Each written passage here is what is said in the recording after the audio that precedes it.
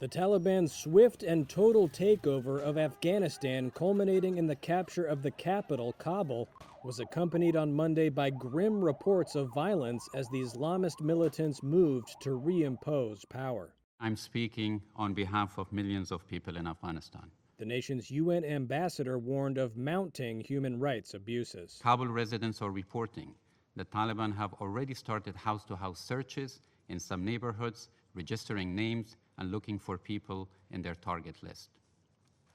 There are already reports of target killings and looting in the city.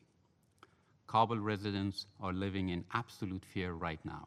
United Nations Secretary-General Antonio Guterres called for an immediate end to hostilities and human rights abuses. We are receiving chilling reports of severe restrictions on human rights throughout the country.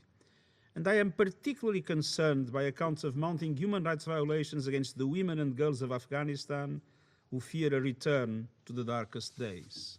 The UN Security Council later issued a statement calling on the Taliban to establish through negotiations a new government that is united and includes, quote, the full, equal, and meaningful participation of women. One female member of Afghanistan's parliament who was laying low at home spoke to Reuters over Zoom from Kabul on Monday and said she feared for her life. As an MP, as a female, as someone who is coming from civil society activism and human rights, women's rights activism, so for sure I'm afraid of myself, my life, and my freedom to work and my freedom to speak up.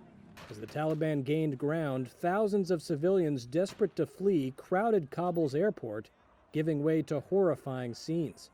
One local news agency reported that some people who had clung to the outside of a U.S. Air Force plane plunged to their deaths after it took off.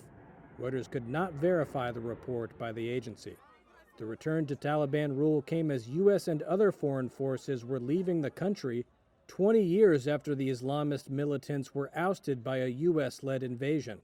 Guterres appealed to the 15-member Security Council to, quote, use all tools at its disposal to suppress a global terrorist threat from Afghanistan to ensure that other countries were not threatened or attacked.